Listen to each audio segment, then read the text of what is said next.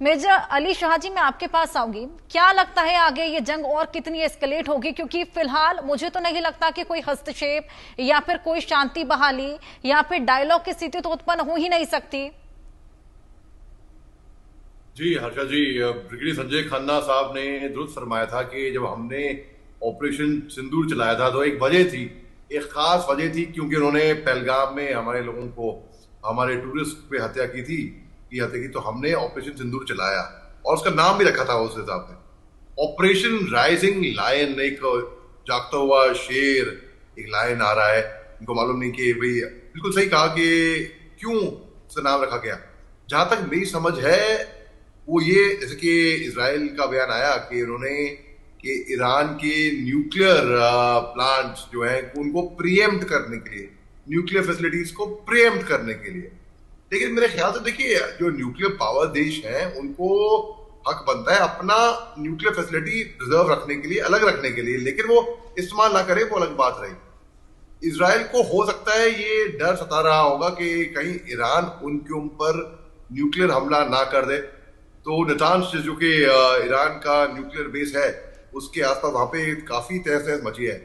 और जो इसराइल ने जो लॉन्च किया, ब्लिस्टरिंग अटैक्स किए थे, वो हार्ट ऑफ ईरान, उनके मिलिट्री और न्यूक्लियर स्ट्रक्चर के ऊपर फ्राइडे को कल, और डिप्लॉय किए वॉर प्लेन और ड्रोन जो कि पहले से ही स्मगल करके शायद देश में असॉल्ट करने के लिए डिप्लॉय कर रखे थे, ताकि जो टॉप जनरल्स हैं ईरान के, जो साइंटिस्ट हैं, जो वैज्ञानिक हैं, उस हिसाब से उनको एक जबरदस्त एक घातक हमला करे उनके ऊपर। और फिर ईरान ने भी जवाबी कार्रवाई ईरान भी कर रहा है, वो बैलिस्टिक मिसाइल से इसराइल के ऊपर, बल्कि वीडियो सामने आए हैं जहां पे इसराइल में रिशॉन लेजियन के ऊपर कई सारी रेस्क्यू और रिलीफ ऑपरेशन अभी चल रहे हैं।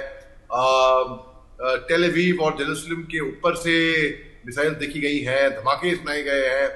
और जो ईरान ने, जैसे ट्रू प्रॉमिस 3, बिल्कुल। True operation true promise 1, true promise 2, मतलब प्रॉमिस यानी कि उन्होंने बोला कि हम जवाबी कार्रवाई करेंगे, अपने शब्दों पे अटल रहे हैं।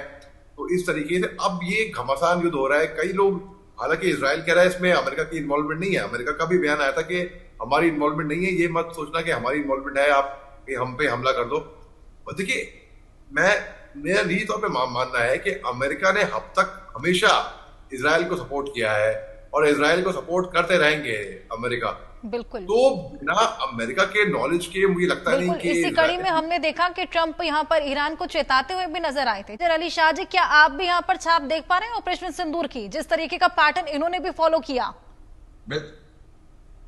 जी देखिए, किसी भी ऑपरेशन में या किसी भी अटैक में एलिमेंट ऑफ सरप्राइज बहुत जरूरी होता है, कि दूसरे वाले को भलक ही ना लगे कि हम अटैक करने वाले हैं। ये कहीं पे भी, ये एम्बुश में भी होता है, ये अटैक में भी होता है, ये चाहे भला ही सर्जिकल स्ट्राइक हो, भला ही एयर स्ट्राइक हो, भला ही युद्ध हो।